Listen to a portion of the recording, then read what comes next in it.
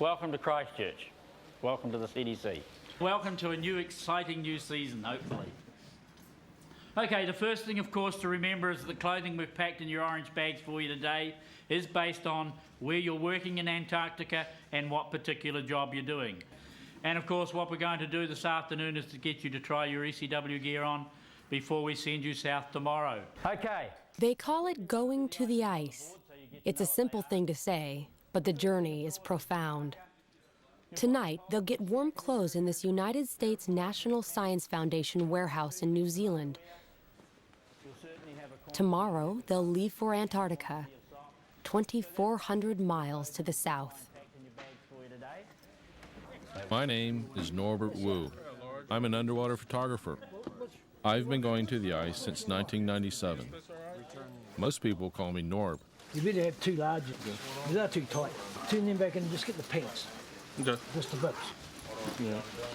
Well known for Antarctic photography, Norb Wu and his team have been invited by the NSF's Antarctic program to take high-definition video cameras into some of the least accessible waters in the world. Norm apparently got a phone call this morning. My name is Christian McDonald. I've been to the ice 6 times. I'll be diving and helping Norb with logistics. How much weight? What are our weight actually? Okay. And at this stage it's 280 pounds, unfortunately, which means that we can only take so much gear. Okay. But it'll follow. It'll follow in the next flight. As soon as possible, yeah. So what's going on, Noel? Well, we got to repack everything. So this stuff is going to join us on the next flight, which could be anywhere from just 2 days to 2 weeks. You never know. Check-in time tomorrow morning will be 5 a.m. Okay? So that's basically all there is to it. At first, it's like getting up early to go on an airliner to anywhere. Same standing around, same security hassles. Feels like going to Chicago. Hey Dale, can you do me a favor and hand me my parker? That's right on that. This is the second year I've gone to the ice with Norb. I'm Dale Stokes. I'm an oceanographer.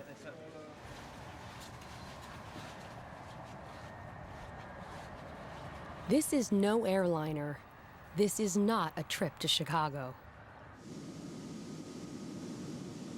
It's so noisy in here you can't talk. You can barely move. It will be an extremely uncomfortable 5-hour journey. About all anyone can do is think about the ice.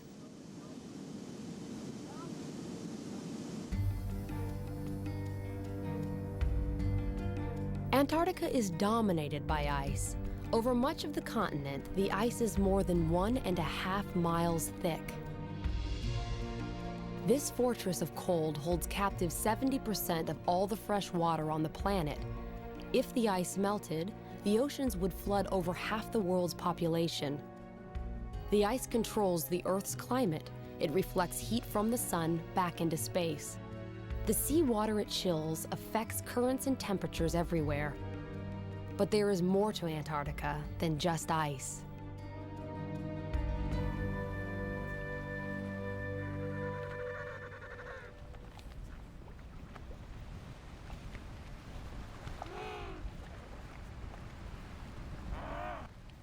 On the surface, Antarctica seems bleak with its endless cold and its flightless, awkward birds. But that's only on the surface. Norb, Christian, and Dale are going to the ice to get under it.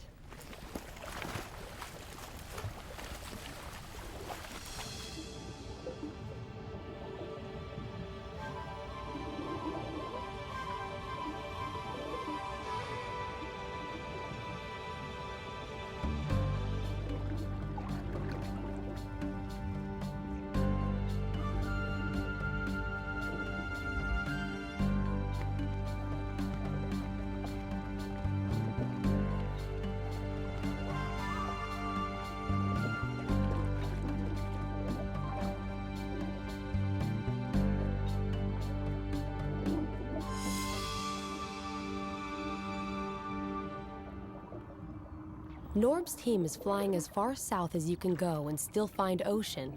This is less than 900 miles from the South Pole. It's even too far south for most penguins. Out of 17 penguin species, only 2 live this close to the pole.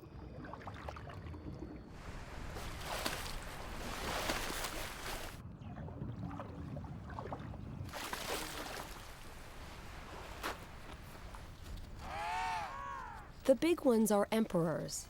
The small one is an Adelie. The penguins only look awkward on the surface. They are completely at home.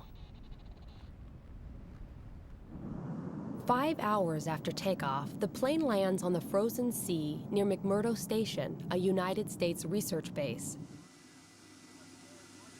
For the passengers, those 5 hours have transformed their world.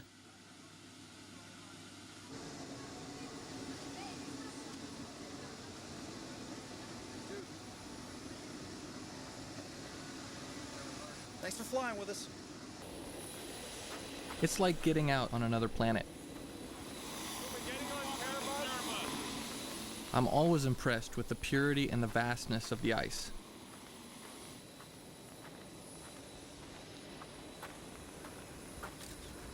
The sea we want to explore is beneath our feet, locked away under 6 feet of ice.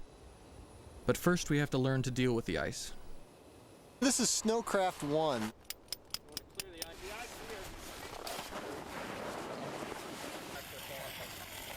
This is the basic snow survival course that all field parties have to attend in order to get permitted to head out into the field. The height of the winter, as the sea ice is growing, the continent roughly doubles in size. So in a normal year, you'll pretty much see a lot of little cracks in the sea ice out here. What we're going to do here is we're just going to break out our drills and just find out how thick the ice is here. Whenever you're going to drill, and drilling is considering the potential hazards out here, that's the way you find out whether the ice you're on is safe or not. It's known as Snowcraft 1, also collectively known as Happy Camper School, and sometimes known as Survival School. And I guess a lot of that depends on the weather and the disposition of the folks involved. But today it is definitely Happy Camper School. Well, this is a couch. See? This is a party couch. I think I'll turn this into like a little drink rest or a coffee table. Cool. Okay, high winds coming in from the south. You're going to have to hold on to everything you've got. You can't just take the contents of your tent and dump it onto the ground, because otherwise it's just going to blow away. And for God's sakes, you don't take the thing and try and blow into it. You're going to wind up in medical.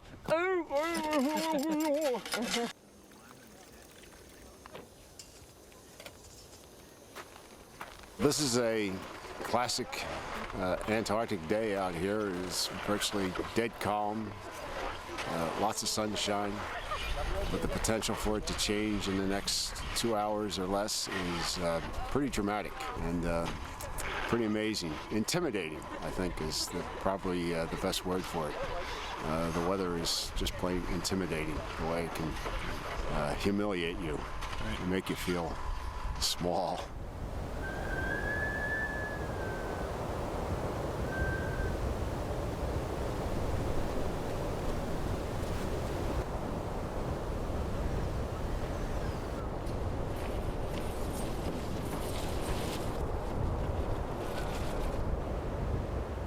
It's mid-October, springtime at McMurdo Station. If you have any trouble at all, you just call Mag Ops and tell them you have a dive accident.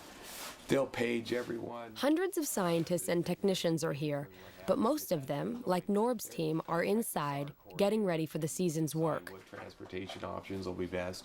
If you're diving locally here, the best transportation is going to be your Sprite. Rob Robbins is McMurdo's diving coordinator. He'll often dive with the team. Have a helicopter launch from here, go up there and pick you up, so. People call this place Mactown. It's a frontier outpost, a modern version of an old mining town. When the weather breaks, everyone scrambles to get out in the field. They're all chasing the most elusive kind of gold, knowledge. This year, the National Science Foundation will support 127 major research projects. The projects cover everything from microscopic worms in the ground to the movement of ice sheets, to the hole in the ozone, to the crystals made in the big volcano called Erebus, the dominant landmark here.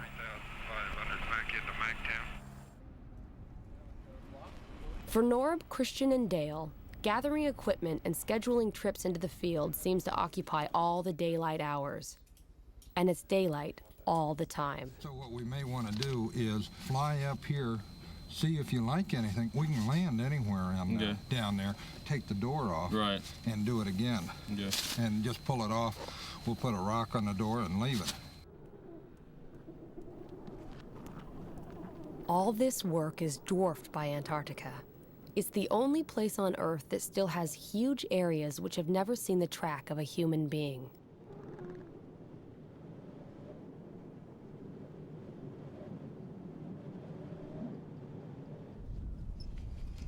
I'm so ready to dive, I'll dig with a toothpick if I have to. But we still have to plan things out with Rob. Okay, some of the Sprite accessible dive sites around here, there's a lot of good diving. At Cape Armitage, it's fairly shallow. There's a shoal there. There's a lot of anchor ice. It's really pretty spectacular. Little Razorback, which is maybe an hour away or so, a lot of big pressure ridges there, so that's a good spot. Are we going to be able to cross them? You think the travel's going to be bad? The travel, I think, is going to be pretty good. There are some cracks. You're going to want to be careful, but it's fairly safe out there. I'd really like to film an iceberg underwater. I mean, that's kind of this thing, you know. There's an iceberg grounded up at Cape Barn, which could be spectacular, but it looks like it's quite a ways offshore. We'll have to see what it pans out to be. This ice is 6 feet thick. It's like cutting a porthole in a concrete wall.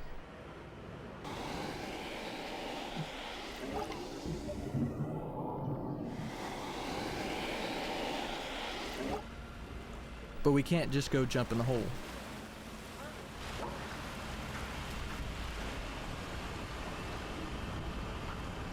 I'll come back in, blade it, and I'll bring the hut in, place the hut, we'll put snow around it, and you're down. Sounds great. Okay, thanks.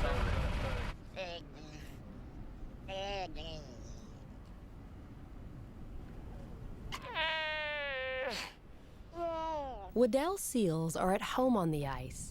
They live far from open water and use cracks and holes to get in and out of the water and to breathe. In October and November, the seals haul themselves out on the ice to give birth and raise pups.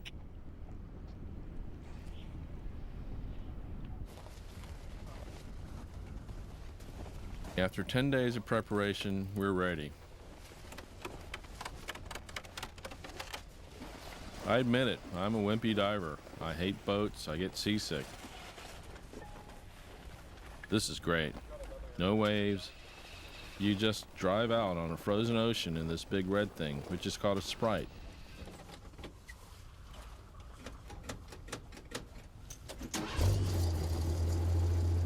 A Sprite is fun for about the first 5 minutes. It's like driving a tank. But a tank's fast. This thing maxes out at about 10 miles an hour.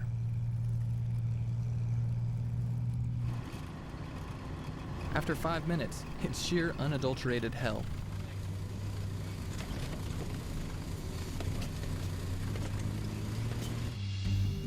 After a rough hour's ride over the frozen ocean, the team arrives at the dive hut that they place next to a rock called Little Razorback Island.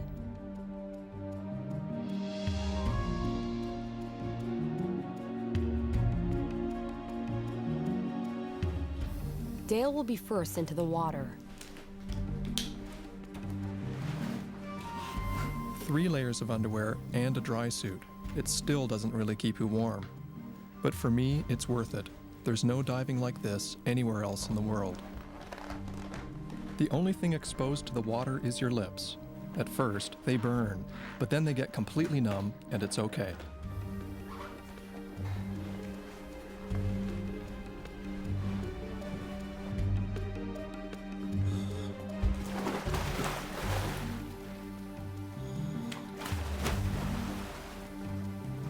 The water temperature here is 28 degrees, so cold it can freeze blood. If something goes wrong, there are only 2 places to get out: this hole and a nearby safety hole. But diving is what they came all this way to do.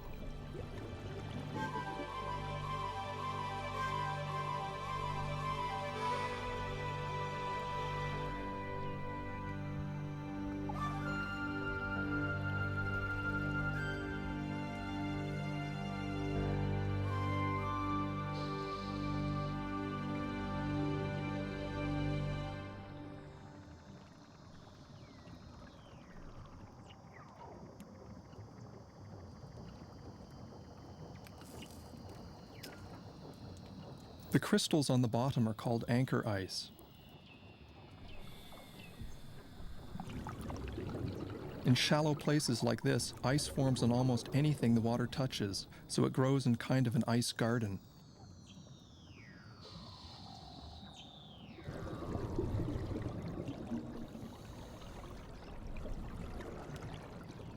Sometimes it picks up stones or even living creatures like this sea urchin, and then carries them up to the ceiling.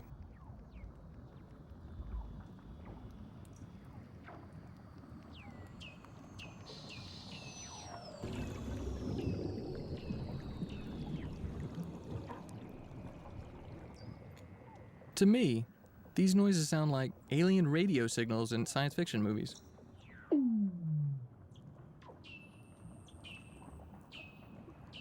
They're actually the calls of Weddell seals.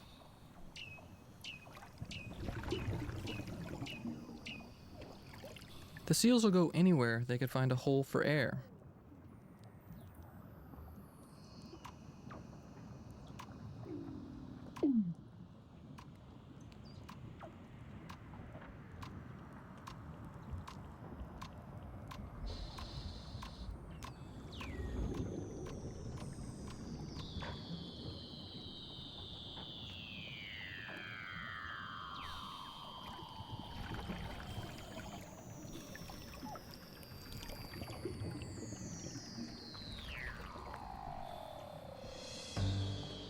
I've dived in a lot of places that are famous for clear water. The Great Barrier Reef, the Bahamas, Tahiti, Hawaii. This is far clearer. At this time of year, you can see almost a quarter of a mile.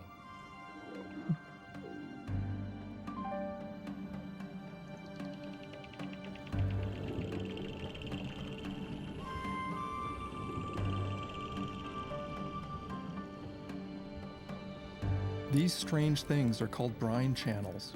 Up on the surface, salt is concentrated in the frozen sea ice and makes brine, which is so salty that it stays liquid even when the surface ice cools it to extremely low temperatures. When this cold brine flows downward, it freezes the less salty seawater around it, making these tubes.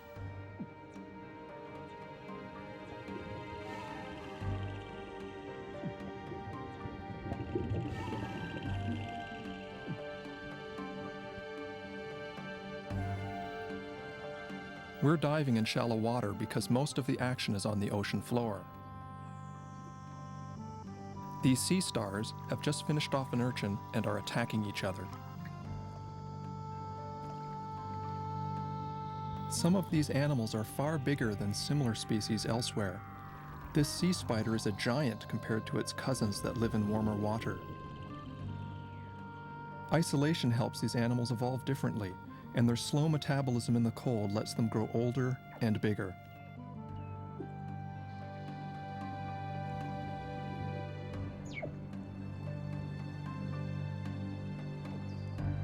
Clear water is great for us, but hard on the life here. There's been no sunlight for 4 months, so nothing has been growing in the water. Everything is hungry. This anemone may look pretty, but it's a ravenous predator. The current has carried this jelly too close to the bottom. The anemone snagged it. Sometimes they can eat an entire jelly.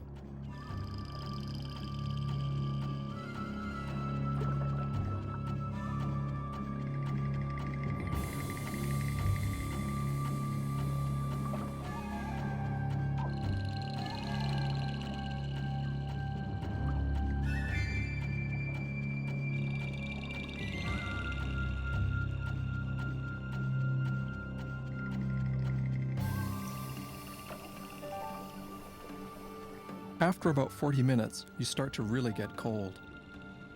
It's time to get back to that warm hut.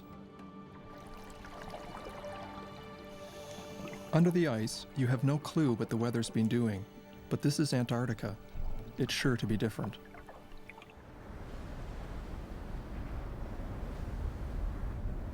When you come out, you get oriented by looking for Mount Erebus. There it is, smoking away in the distance.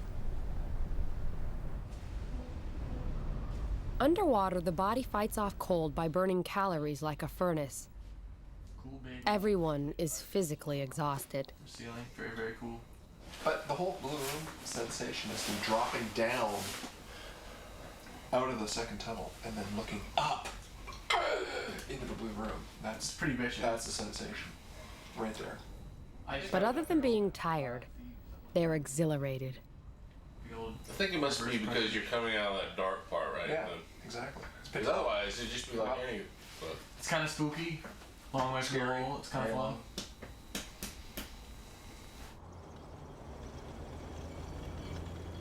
The next day, they're right back out on the ice.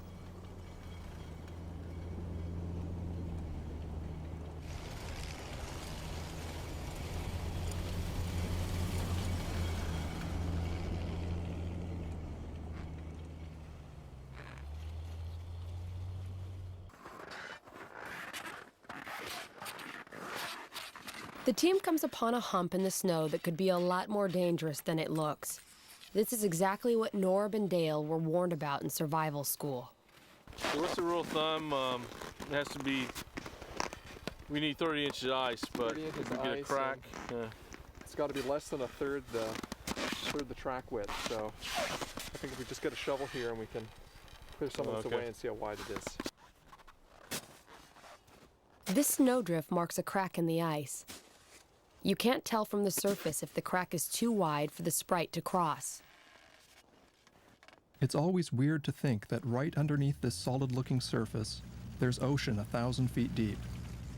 I love diving, but I sure don't want to fall in.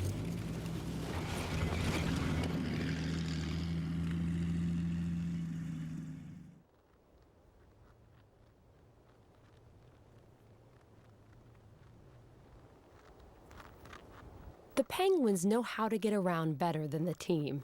In fact, research has shown that their funny waddle is actually very efficient.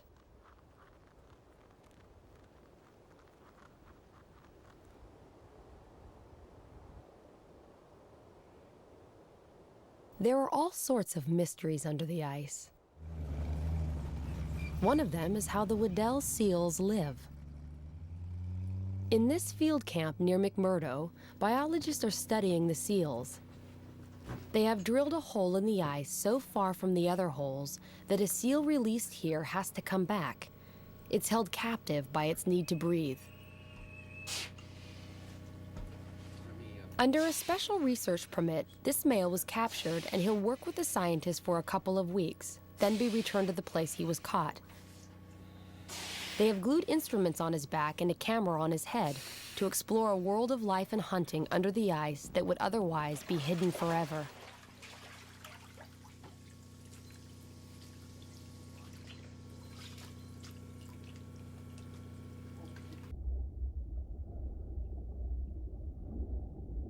An observation chamber has been built under the ice near the hole.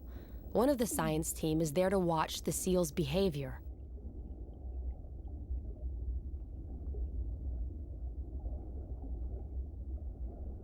This seal, and others that have worn the equipment, have led to breakthroughs in the study of Weddells. The video the seal takes is a first. Here, with the camera pointed forward, is something divers and scientists had never seen before. The seal blows bubbles at the sea ice ceiling and flushes out its prey.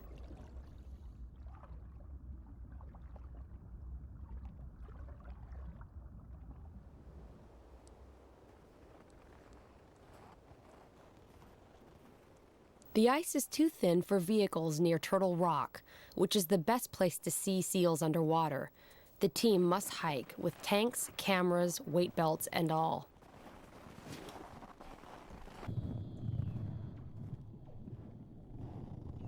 Underwater, a male seal hears them approach.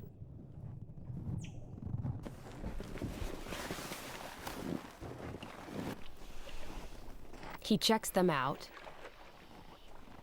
But he has other things on his mind. There is a female in the neighborhood.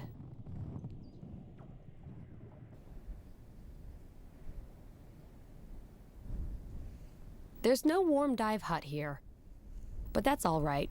It's a balmy day, about 15 degrees.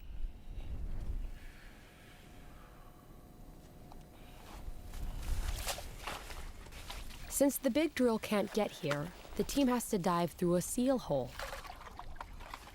The water's constantly refreezing, but keeping the hole open is one thing the divers can do more easily than the seals. Seals have to use their teeth.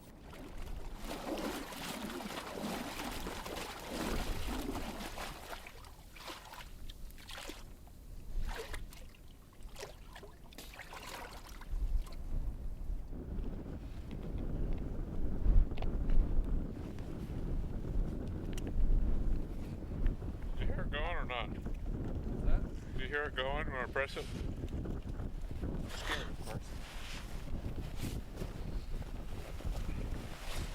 Making a lot of noise though. I got this other one anyway. Let's try The details get you every time.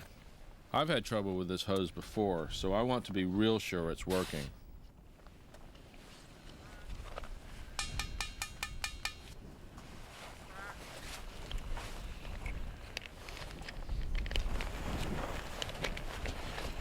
There we go. What do you think's wrong with that one? It's frozen. All right.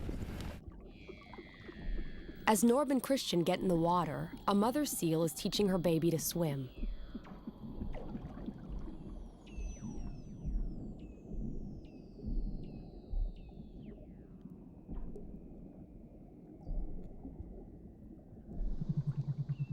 But she has other concerns too.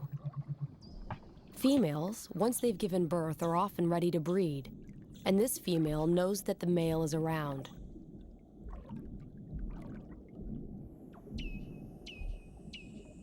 Seals can dive as deep as 2,000 feet.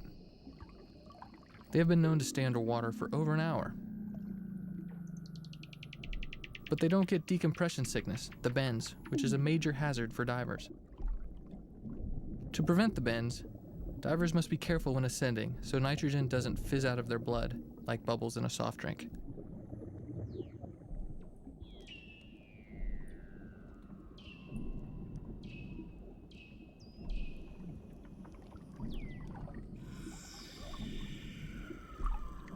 As we watch, a male shows up to chase the female.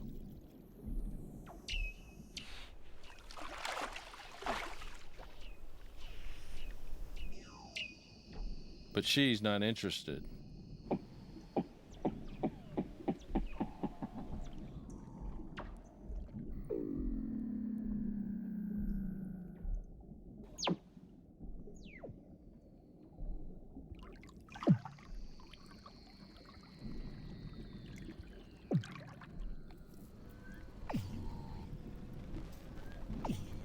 The males sometimes fight each other at breathing holes, so we try to use holes that aren't occupied. As Christian heads for the hole to get out, something unexpected happens.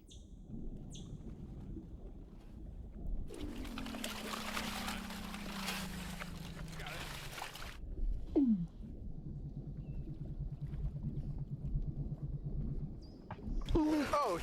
Oh my God. Please don't bite me. Please don't bite me. Please don't bite me. Oh, you're gonna get bit. He thinks it's a huge male, about to take a chunk out of a part of him that Christian doesn't want to lose.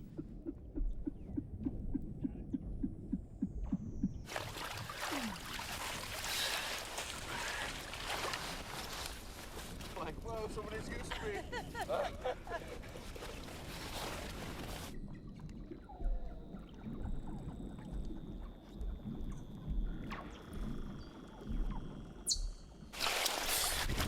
Saw that baby seal go. Oh. Like, don't bite me, don't bite me. That mom didn't care at all, man.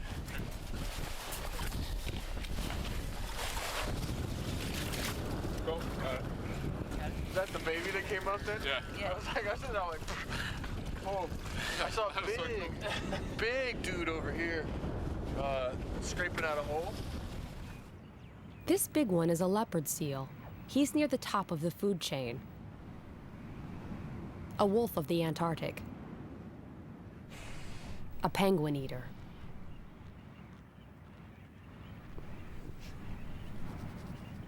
But out on the surface, he's about as agile as a slug, so the penguin is safe. For now.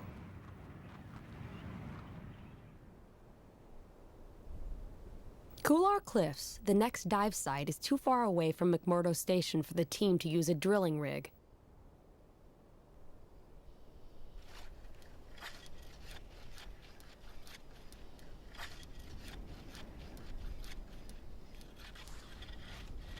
But Christian, Rob, and Dale use just about every portable tool known to man to get through the ice. Sorry. We have holes.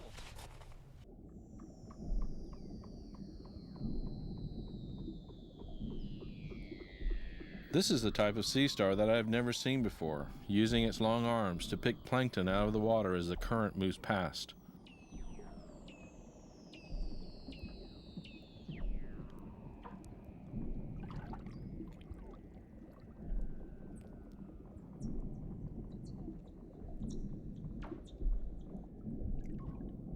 This crinoid, a relative of sea stars, is sort of fly casting for plankton.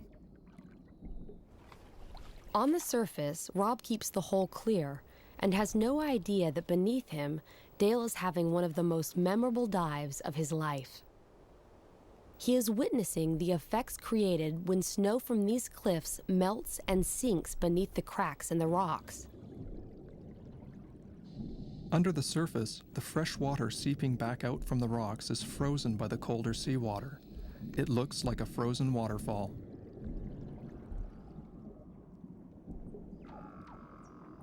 The sunshine has been feeding energy to algae, which is turning green and golden.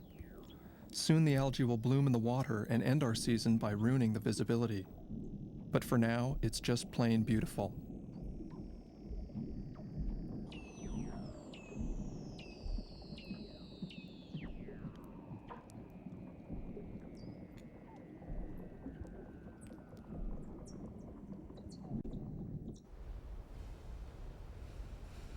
On a slope below Mount Erebus, a glacier flows to the sea from the thick ice in the interior. In some ages of the Earth's history, Antarctica's ice has flowed completely away. Today, scientists are studying this ice, trying to learn whether it is growing or shrinking and why. This simple and precarious balance between what is frozen and what is not affects everyone on Earth.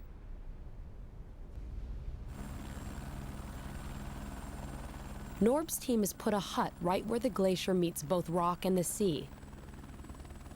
The glacier face goes hundreds of feet down into the water. Norb and Christian will dive right next to it.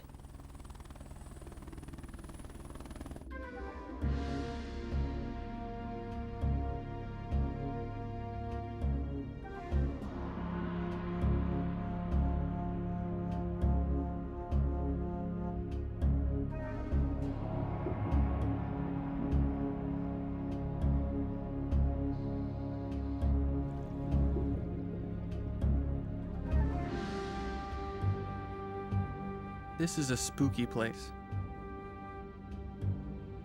When you swim close to this, you can't really tell where the water ends and the ice begins. It gives you kind of an ominous feeling.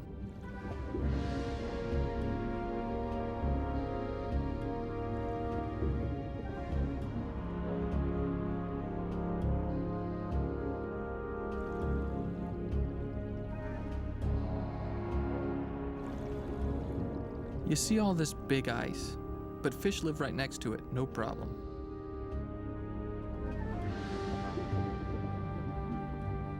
They make their own antifreeze in their pale blood. The ice isn't ominous to them, it's home.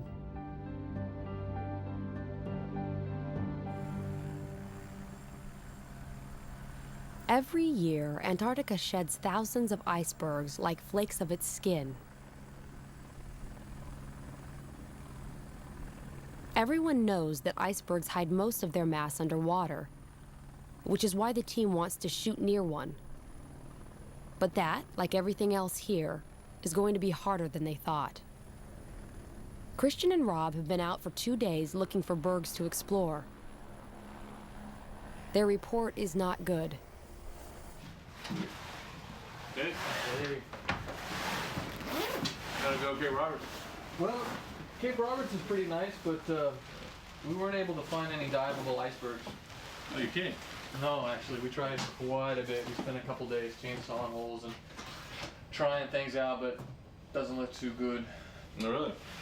So you're saying, what, out of all those bergs over there, you don't think any one of them's diveable? I don't think any of them are diveable without drilling or blasting a hole. Most of the icebergs are packed tight by the sea ice. No cracks, no openings, no nothing. And a lot of snow drifted up around each of them. We did find one berg that had kind of calved off and collapsed. And as it collapsed, it broke the surrounding sea ice around it, which looked really good. It looked like there was some thin spots we can get in, and there was a seal or two around. God, we spent like 5 hours chainsawing this thing open enough so that we could get in. Turns out, not only was it really dark and murky and kind of freaky, but when it looked as if when the iceberg calved and it broke all the sea ice around it, it pushed all that broken sea ice underneath the surrounding sea ice. So as soon as you open up a hole, it could be plugged up by this broken piece of ice that's underneath the underneath. It's dangerous. So I kind of jumped in and went down about 8 or 10 feet, and all the ice started kind of shifting around around me, and so I came back up. Didn't like it. But the team is determined to dive an iceberg and find this berg frozen in the sea ice.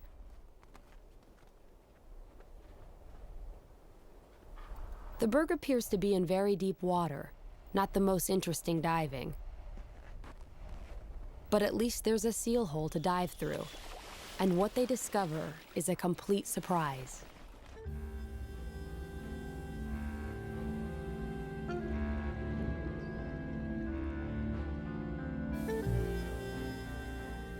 This is very cool. There's rock right under the berg. It's not in deep water after all. There's an underwater pinnacle here, and the berg crashed into it like a ship hitting a reef.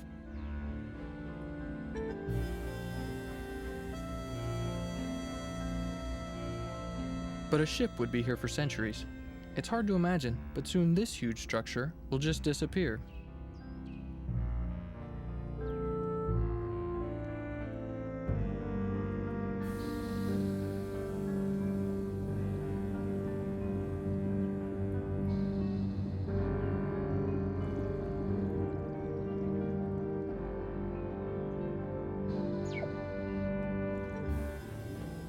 Bergs play a huge role in the Antarctic ecosystem. They crash into the bottom often, clearing big swaths on the seafloor for new life to colonize. Some scientists think this constant churning of the bottom is one of the reasons that life down here is so diverse.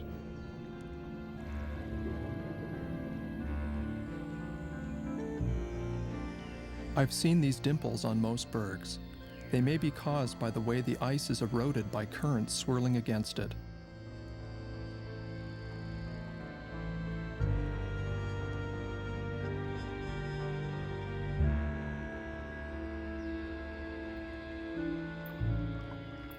Young fish take refuge in the dimples.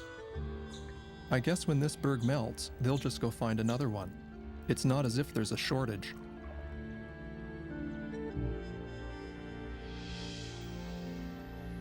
This is a desmodina, the same kind of jelly that was nailed by the anemone. It's riding higher in the current though, fishing with 40-foot long tentacles.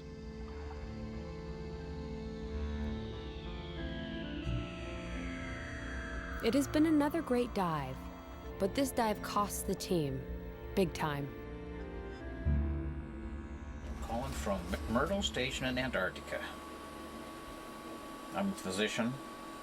I'm a diver, and I have somebody here who's a professional diver who truly seems like he has decompression sickness. Diving down here. Dale is in trouble. He may have the bends. Diving heavily for a week. It's a sharp pain in my back, and I don't want to mess with it. If there's a bubble in there, you never know. You can be paralyzed for the rest of your life. Sometimes you just don't recover, and you can't dive ever again. Kind of a tough one. Now, we do have a chamber here, and the chamber is standing by. Might as well get in. There you go. See ya. Imagine being told that you can no longer do something that has been a large part of your life since you were a child. 30 seconds for a descent to 60 feet.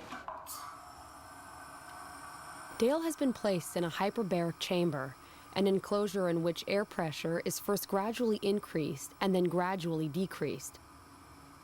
This shrinks the nitrogen bubbles in Dale's tissues and allows the extra nitrogen gas to safely diffuse out of his body. I feel selfish for being depressed about losing what some may consider to be a hazardous job. Most of all, I'll miss being underwater, under the ice.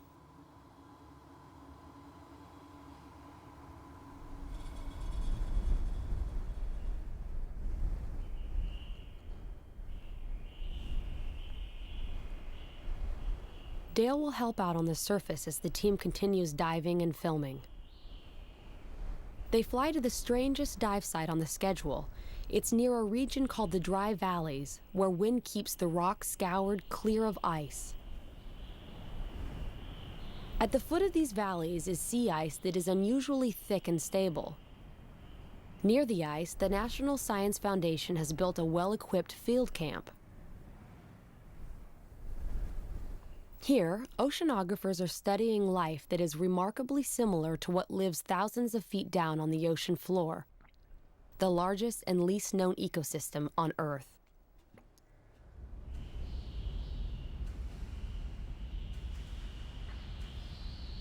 But the depth here is only 90 feet. It's the ice, so thick it never breaks up, that makes this shallow world as dark and cold as the bed of the deep sea.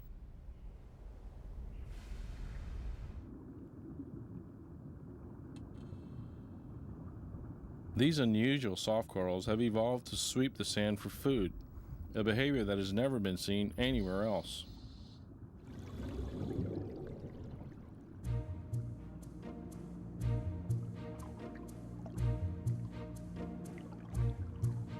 Among scallops, these brittle stars fight each other like stick warriors.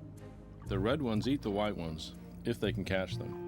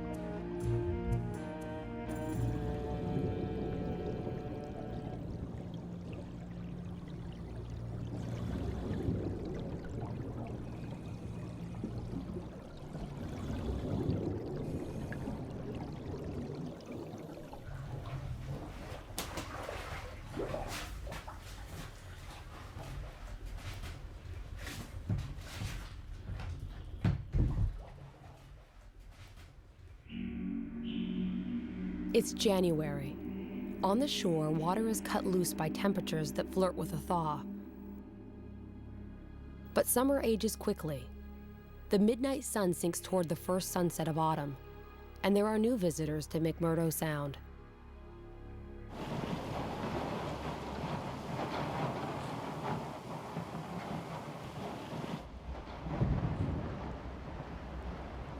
The U.S. Coast Guard icebreaker, Polar Star, arrives to cut a passage for a freighter to bring in supplies to Mactown.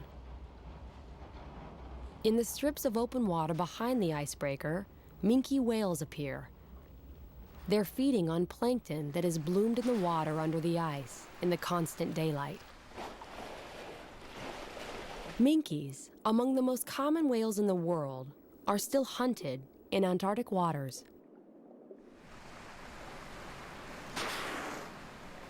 The sudden appearance of abundant food is good for them, but bad for diving. The great visibility is gone, so Norb's time here is almost over.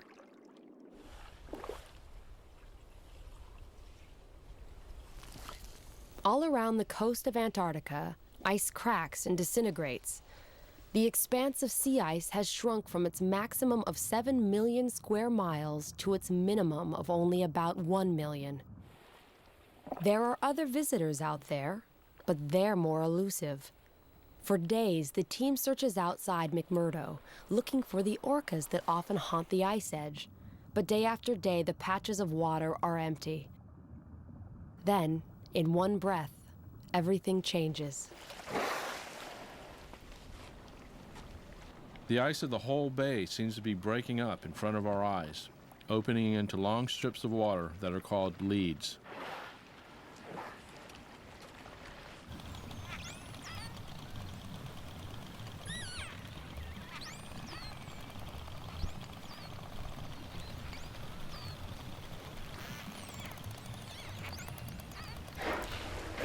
The orcas take advantage of these leads as soon as they open to get as far into the ice as they can.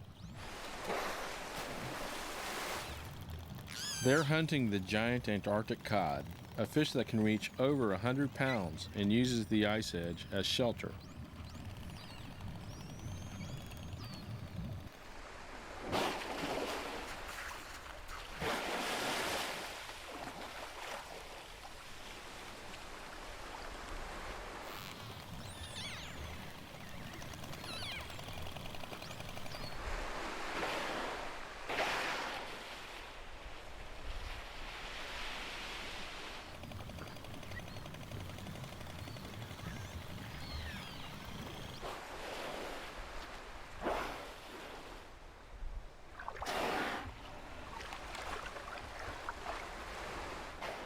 Everyone thinks that orcas eat penguins. These Adelie penguins seem to think so too.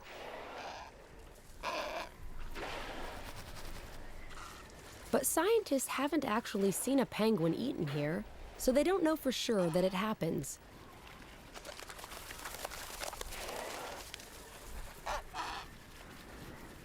Still, when whales are around, penguins play it safe.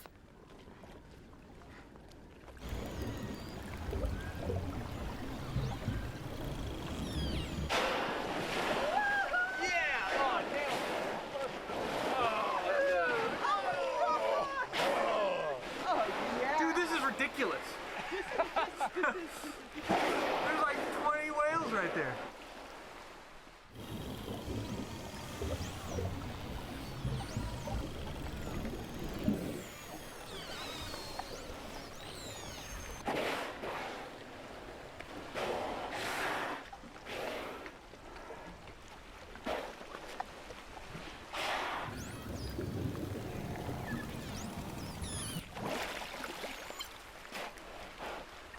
Orcas seem to watch us by doing what we call spy hopping, checking out the surface. They may also spy hop to look for new leads or to navigate back to open water.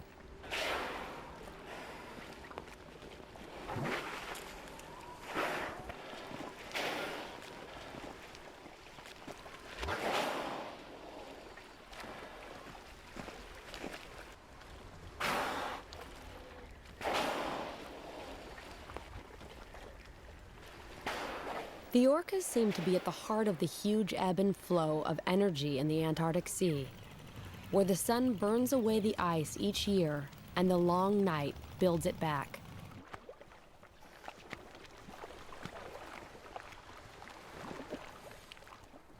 On our last day, Rob is filming me with his digital camera.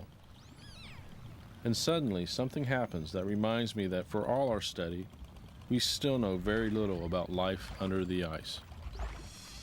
The whale checks me out, then sends some kind of message, but I have no idea what it means.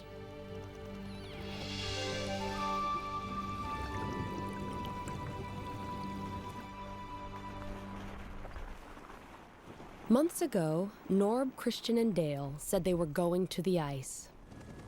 There is no casual term for leaving it.